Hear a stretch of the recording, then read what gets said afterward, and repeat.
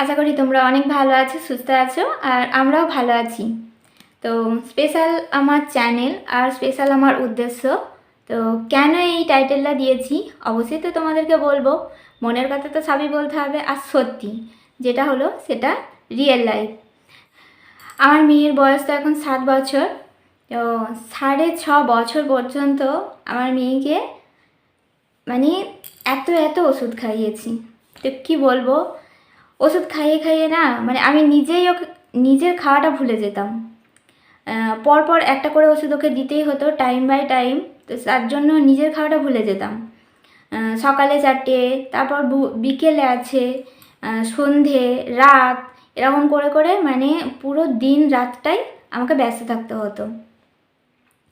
তো 6.5 বছর পর্যন্ত এরকম করে তো অনেক কিছু করেছিলাম। তো তারপর ভাগ্যক্রমে, ভাগ্যই বলতে পারো, মানে এতটা যে পরিবর্তন হয়েছে, এতটা যে পরিবর্তন আমি পেয়েছি, আমার লাইফটাও কত পরিবর্তন হয়ে গেছে, সুন্দর হয়ে গেছে। তো সেই মানুষটা তোমাদের কাছে মানুষ, কিন্তু আমার কাছে তিনি ঈশ্বর।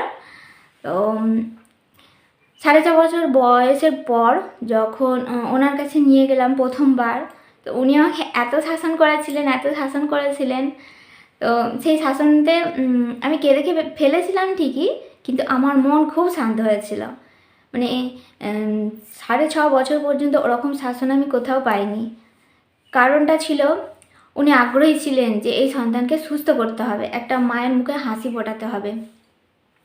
উনি অনেক চেষ্টা করছেন, উনি অনেক অনেক মানে কি আমাকে এত উৎসাহ দিয়েছেন আর এত ভরসা দিয়েছেন যে এইভাবে বলতেন, রাখি তোর কোনো চিন্তা নেই, আমি তোর মেয়েকে সুস্থ করব।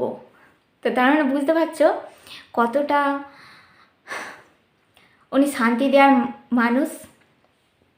আমি তো ওনাকে ঈশ্বর বলি।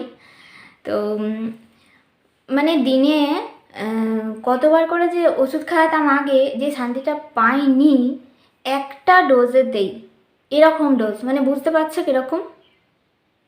তো এই পরিমাণ ডোজে ওর অনেক কিছু চেঞ্জ হয়ে যায়, আমার মেয়ের অনেক কিছু চেঞ্জ হয়ে যায়।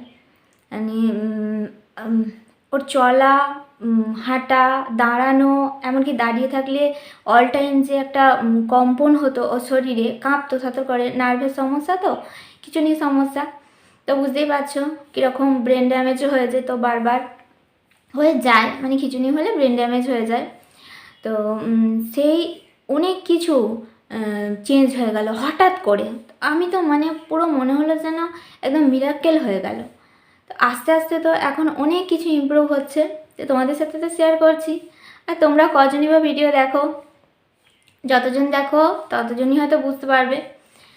তো আমি কয়েকটা চ্যানেল দেখি, আমার আমার ক্যাটাগরি আমি চ্যানেল তো দেখবো না, যাদের রিয়েল লাইফ এত কষ্ট আমার খুব ভালো লাগে দেখতে। আসলে কষ্ট হয় প্রচুর, দেখলে ভালো লাগে বলতে সেইভাবে ভালো লাগে না, মানে ভাবি যে ওই বাচ্চাটাকে নিয়ে কী করলো, কী হলো, ডাক্তার কীরকম চিকিৎসা করলো। কারণ ওই পর্যায়টা তো আমি পেরিয়ে এসেছি। ওই নাকে মুখে হাতে চ্যানেল, মানে এটা ওটা সেটা, ছুঁচ ফোকানো, কত কিছু। আমার মেয়েটাকেও এক সময় মানে পুরো উল্টো পাল্টা একদম করে দিয়েছে, এইভাবে শরীরটাকে পুরো ওপর নিচ করে ছেড়ে দিয়েছে। তো যাই হোক, সেই সময়টা আর মনে রাখতে চাই না, কারণ সেটা তো আর আমি জেনে বুঝে করিনি। ওকে সুস্থ করার জন্যই এগুলো করেছিলাম, দেখিয়েছিলাম, চেষ্টা তো করতেই হবে না, যেখানে হোক তো দেখাতেই হবে। তো এই হলো ব্যাপার।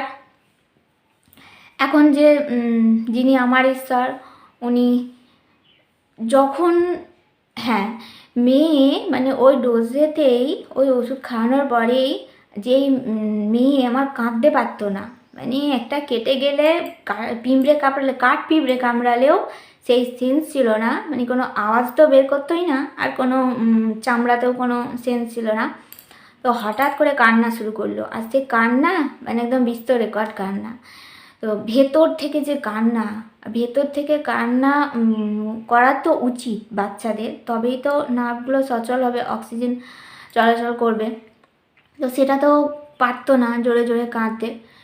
তো ওই একটা ডোজ শুরু হওয়ার পর থেকে ওর কান্না শুরু হলো। তারপর হ্যাঁ, ডাক্তারবাবু বলেছিলেন যে তোকে ধৈর্য ধরতে হবে, যদি ধৈর্য ধরে থাকতে পারিস আমার কাছে আসবি, নাহলে আসবি না। এই হলো ওনার শাসন। তো যতবারই মেয়েকে নিয়ে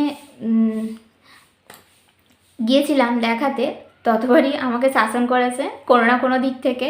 কখনো হাতে লেখা খারাপ, কখনো বানান ভুল, কখনো উল্টোপাল্টা লেখা হয়ে গেছে, মানে রিপোর্ট দিতে হতো। তো তো এইভাবে অনেক অনেক শাসন করেছে, আমাকে পেশেন্ট বলেছেন। তাতে আমি খুব খুশি যে আমাকে শাসন করেছেন, তবে তো আমি স্ট্রং হব না। তবে হ্যাঁ, আমি অনেক স্ট্রং হয়েছি, অনেক ধৈর্যশীল হয়েছি। আর যখন আর মানে পারছিলাম না, যখন আর কোনো কিছুতেই পারছিলাম না মেয়েকে সামলাতে, তো তখন তো ফোন করি। আর উনি বলে দিয়েছিলেন যে ভিডিও কল করে, ভিডিও কল নয়, ভিডিও করে তো ওনাকে হোয়াটসঅ্যাপে পাঠাতে। তাই করতাম যখন সামলাতে পারতাম না। তো যখনই ফোন করতাম তখনই উনি ফোন রিসিভ করতেন আর বলে দিতেন যে কোন মেডিসিন খাওয়াবো সেই মুহূর্তে। তো সব সময় পাশে থেকেছেন, সব সময় হাতটা ধরে ছিলেন না, ছেন এখনও। তো আর আগের ঘটনা বলি, যখন মেয়েকে মানে অনেক ওষুধ খাওয়াতাম, অনেক কিছু করতাম, তখন এমনই পরিচিত হয়েছিল একবার দিনে 50-60 বার খিচুড়ি হয়েছিল। তো আর পারছিলাম না থাকতে, মানে এত ভয় পাচ্ছিল কি করব, মেয়ে যদি কিছু একটা হয়ে যায়। তো টেনশান করে ডাক্তারবাবুকে ফোন করেছিলাম। এতবার ফোন করার পর, মানে অনেকবারই করেছিলাম, ফোন করার পর যদিও বা উনি ফোনটা তুললেন, কি বললেন কি যে এইভাবে হয় না, এইভাবে ফোন করা যায় না, অ্যাপয়েন্টমেন্ট নিতে হয়, আসতে হয়। এই হলো পরিস্থিতি তখনকার। আর অনেক ঘুরে ফেলেছি, অনেক দেখে ফেলেছি। এবার আপাতত একটা ফুল স্টপ হয়েছে, দাড়ি হয়েছে। তো এখন উনিই আমাদের ভরসা, উনিই আমাদের ঈশ্বর। আর অনেক ভিডিওতে দেখি যে অনেক বাচ্চার খিঁচুনি হচ্ছে, পড়ে যাচ্ছে, এই আজকে ঠোঁট কেটে যাচ্ছে, আজকে এই ফুলে যাচ্ছে। এত কষ্ট হয় দেখে, মানে কি বলবো। কেউ কেউ তো এখনও মানে বিছানাতেই শুয়ে থাকে, উঠতে পারে না, বসতে পারে না, তাদের জন্য খুব কষ্ট হয়। তো আমি তো যা হোক একটু একটু সিঁড়ি পার হয়ে ওপর দিকে উঠছি, তো ঈশ্বরের আশীর্বাদে আর উনি আছেন পাশে, অবশ্যই উঠব। কারণ মনের ভেতরে সেই ধৈর্যটা এখনও আছে। উনি যতই আমাকে বকুক আর যতই শাসন করুক, ওটাই আমার আশীর্বাদ। তো আর যতবারই ওনার কাছে যাই আমি শুধু কেঁদে ফেলি। আসলে উনি তো আমার ঈশ্বর, তো ওনার কাছে কাঁদতে খুব ইচ্ছা করে। অন্যের কাছে কি হবে শুধু শুধু চোখের জল দেখিয়ে।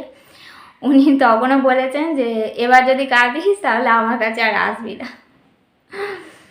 তো এই হলো ওনার কড়া শাসন, যার জন্য আমার জীবনটা উন্নতি হবে, নতুন জীবন পাবো। তো আর তোমাদেরকে বলবো, এটা কোনো অ্যাড বা বিজ্ঞাপন নয়। বলতে পারো অনেকে তো খারাপ কিছু শেয়ার করে, আমার উদ্দেশ্য ভালো কিছু একটা শেয়ার করার। তো আমি তোমাদের সাথে শেয়ার করলাম, আর আশা করি ভিডিওটা তোমরাও শেয়ার করবে।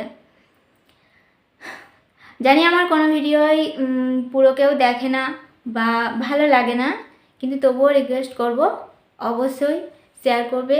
আর কমেন্ট করার হলে তো অবশ্যই কমেন্ট করবেই। তো নতুন বন্ধুরা অবশ্যই চ্যানেলটা সাবস্ক্রাইব করো।